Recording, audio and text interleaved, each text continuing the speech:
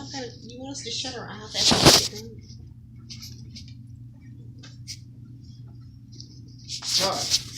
Hello everybody, my name is Ellison Stansel. Today I want to talk about the dangers of food additives. A common phrase that comes to mind when thinking about foods we choose to eat from day to day are "you are what you eat." But in modern America, that means a whole lot more than just sugars and proteins. There's countless chemicals and synthetic ingredients included in our foods to give them a longer shelf life, improve taste, and even enhance their visual appeal. I'd like to take a few minutes today and talk about what these ingredients are and their purpose, how they're regulated, and finally, what can be done to avoid them. The first thing I'd like to talk about is, like I said, what these additives are and what they can do to our overall health. A very common source of food additives, or when you hear that term, it's in the form of preservatives. Some of these include, well, one of the major players are nitrates, sodium nitrates, things like that. And it's mainly used as a preservative and flavoring in processed meats, bacon, ham, pork, two of the same thing. Once it enters the digestive system, it becomes highly carcinogenic and affects mainly the pancreas and the liver. And that is found in your hot dogs, pepperonis, pretty much any processed meat. Another one, potassium bromate, it's added to breads to increase volume, and it is linked to cancer in humans and animals. Another common one that's found in most every cereal is BHA and BHT. It's a fat preservative, and it's used to extend shelf life of food.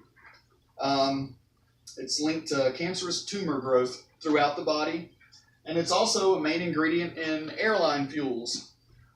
And you have parabens.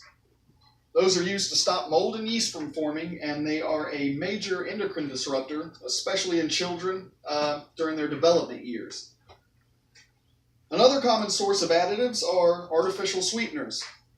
One of the most common being aspartame. It's in all the diet soft drinks and everything that you can, or all your diets and sugar-free things.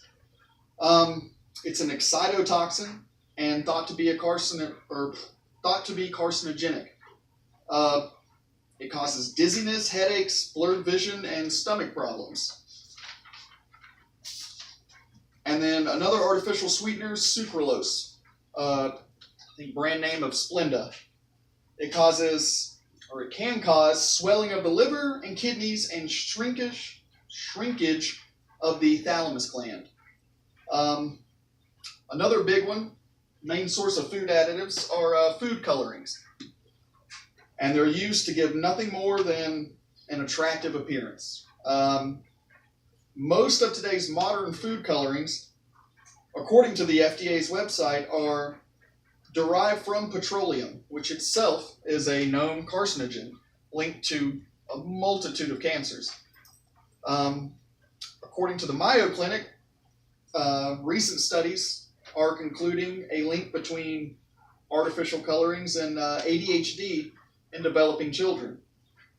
A list of them, if you read the ingredients on the back of packaged food, would be red 40, blue number 1, there's blue number 2, and so on and so forth. Now I know you're probably asking yourself, how can these chemicals be allowed in our food supply if they're bad for us? And the short answer is they're regulated by the FDA, or the Food and Drug Administration. There's guidelines put in place as far as how much of these substances can be included and so on and so forth. The FDA states that these additives are safe for normal consumption, and another term that they use a lot are generally regarded as safe for consumption. Generally regarded as safe means they have a substantial history of human consumption and are exempt from typical food additive tolerance requirements. With that being said, what can be done to protect ourselves from overconsumption? And list of ways is, number one, read the labels. Know what you're eating and the amount. Consume processed foods in moderation. Stay away from the packaged foods and get more toward the fresh USDA organic certified stuff. Avoid fast food, that's a big one. As well as drinks and juice, all the extra sugar. And that's a good way to stay away from processed foods and all the extra additives. Thank you, and hope you enjoyed it. Good job. That was good.